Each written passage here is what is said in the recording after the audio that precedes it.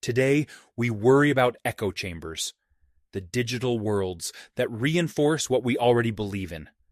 We see them everywhere. Truth Social, the thousands of subreddits on Reddit, Instagram's filtered feeds, and comments customized to its users. We're watching ideological segregation harden and polarization deepen as we are forced to confront our ideological enemies in the real world.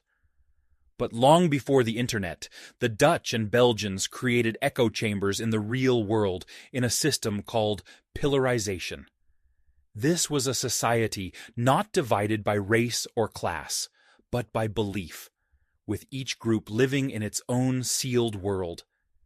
In this video, we'll explore the good ending of pillarization, how the Netherlands built peaceful, parallel societies to manage deep ideological divides, and how this system, once hailed for its stability, quietly vanished without chaos nor violence, leading to one of the most liberal, secular, and politically pluralistic nation in Europe.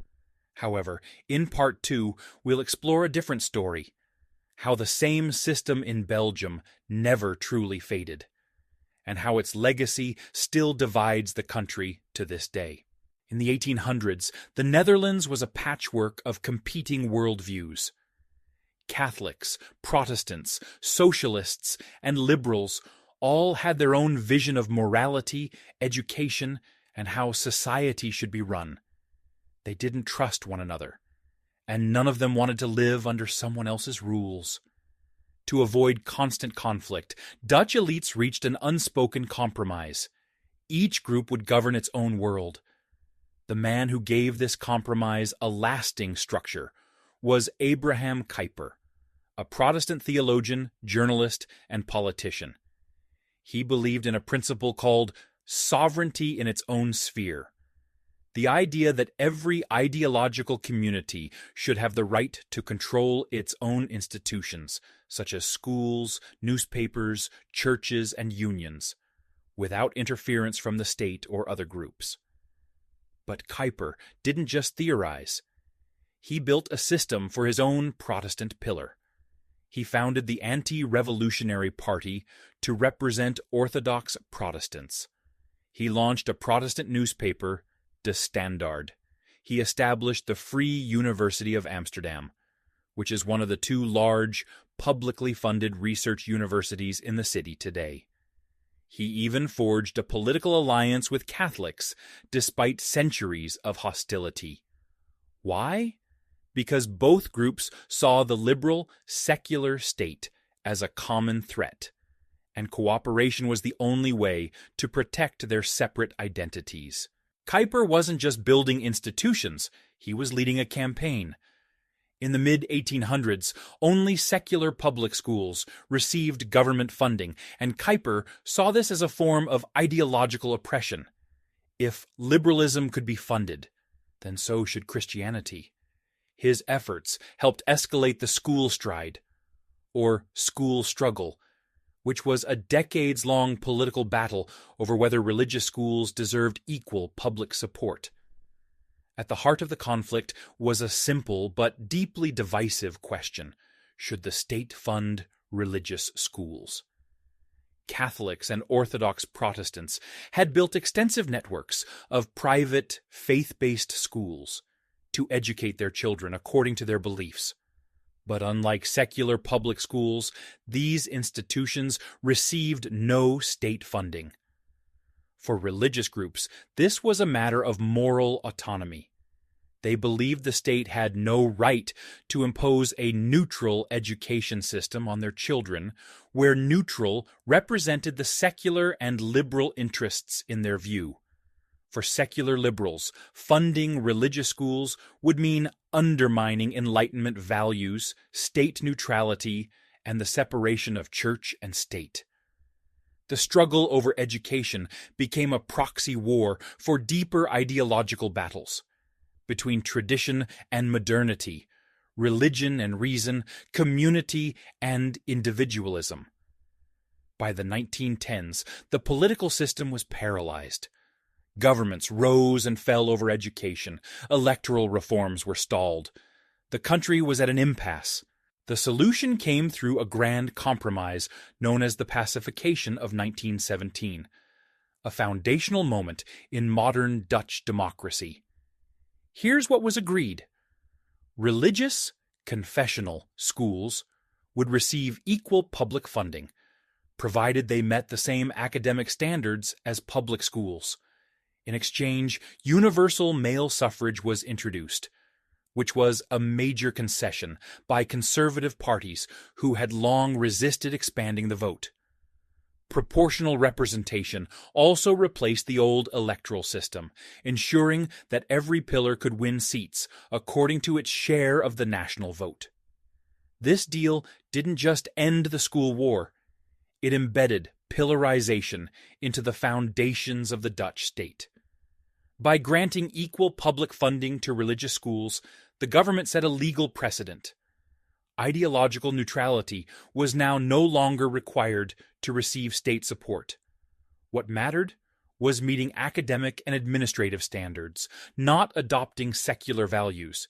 And this logic didn't stop at education. If Catholic and Protestant schools could receive state funding, why not their hospitals, unions, housing associations, and broadcasters? This was what exactly happened. Religious hospitals received public subsidies under the same service first principle. If you served the public, you were entitled to support. Ideological trade unions were formally recognized and given a seat at the table in wage negotiations and social policy. Broadcasting rights and budgets were divided proportionally between the pillars, creating parallel Catholic, Protestant, Socialist, and Liberal radio stations, and then later expanding into television. This wasn't direct funding, but regulated pluralist allocation within the public media system. Even sports federations, youth clubs, banks, and housing cooperatives were organized and subsidized along pillar lines. By the 1930s, Dutch society had become a matrix of parallel worlds, each with its own structures for everything from cradle to grave. In effect, the state became a neutral umbrella over a non-neutral society. Rather than forcing uniformity, it supported structured pluralism, as long as it remained orderly, negotiated, and mediated through elite institutions. What had once been informal networks now became constitutionally recognized power structures funded and coordinated by the state. With this, the architecture of Verzuiling was locked in. The Netherlands didn't just tolerate ideological segmentation, it built a democratic system designed to manage it. Once the pillars were built, life in the Netherlands became neatly segmented. If you were Catholic, you read De Volkskrant, watched KRO programming, voted KVP, and sent your children to Catholic schools. You joined Catholic unions, played in Catholic sports leagues, married within your community, and probably vacationed at Catholic resorts. Yes, even holidays were pillarized. The Protestants, Socialists, and the Liberals each had their own ecosystem that they subscribed to as well. From life to death, you could, and many did, live entirely inside your pillar. People from different pillars lived on the same street, rode the same trams, and worked at the same jobs. But they didn't drink coffee together, didn't date across lines, and didn't attend each other's funerals. It was a society of polite segregation, orderly, peaceful, and rigid. Stability came with this segregation. Each pillar had its own political party, but Dutch politics wasn't constant war. It was constant negotiation. This system had a name, consociationalism, a form of democracy based not on majority rule, but elite cooperation across divides. Since no single party ever won a majority, coalition governments were the norm. But these weren't just policy alliances. They were peace treaties between worldviews. At the top were leaders from each pillar, The Catholic bishops, Protestant ministers, socialist trade unionists, and liberal intellectuals, and they acted like diplomats. They bargained behind closed doors, divided government ministries, and made sure no group was overrun. Broadcasting time was allocated proportionally. Catholics got their airtime, Protestants theirs, socialists theirs. The same applied to subsidies for cultural events, housing, and youth programs. Even postal stamp designs were sometimes negotiated to avoid offending any pillar. Elections weren't about swing voters. They were about preserving internal discipline. Your vote wasn't a personal choice. It was an act of loyalty to your community. Most people didn't even consider switching parties. In some regions, you could predict election results within 1% for decades. And yet, the system worked for its purpose of stability. Strikes were rare, there were no civil wars, no mass purges. While other European countries flirted with authoritarianism, the Dutch model offered something else, a democracy of separation. But no structure lasts forever. By the 1960s, Dutch society began to unravel the careful architecture of Verzuiling, not with protests or violence, but with a quiet cultural transformation. A new generation was coming of age. They were better educated, less religious, and increasingly urban. For them, the idea of living inside a sealed ideological silo felt outdated, even absurd. Television was one of the first cracks. It brought shared experiences into every living room. Instead of 4 parallel broadcasters catering to separate pillars, youth began tuning into pop culture, music programs, and political debates that weren't filtered through a worldview. For the first time, people from different backgrounds were seeing and relating to the same content. Universities were another catalyst. Students from Catholic, Protestant, and secular upbringings studied side by side. They debated ideas. They got engaged. They questioned the institutions their parents had trusted without hesitation. In the cities, pillar-based neighborhoods blurred. People moved for jobs, not ideology. Pillar-run housing associations lost influence, and mixed marriages, once taboo, became more common, especially in urban areas like Amsterdam, Utrecht, and Rotterdam. Church attendance began to decline sharply. Newspapers with strong ideological identities saw their circulation drop. Even deeply pillarized political parties began losing their grip.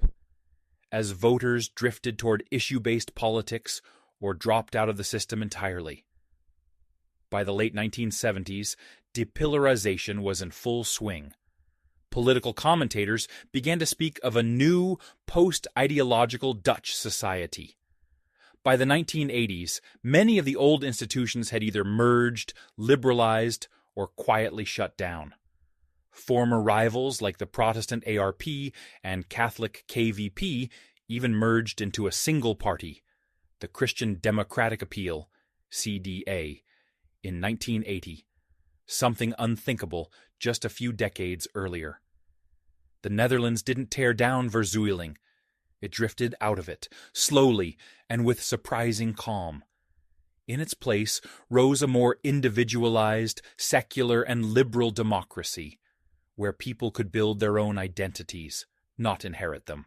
The Dutch pillars are gone, but online, we now live in personalized echo chambers. We don't watch the same news. We don't hear the same truths. We follow people who sound like us, and mute the rest. But the Dutch experience shows us something important. Segregated realities don't have to end in conflict. They can be managed or dismantled. However, in Part 2, we'll visit Belgium, where pillarization never really ended, and how it persisted and still shaped the country today.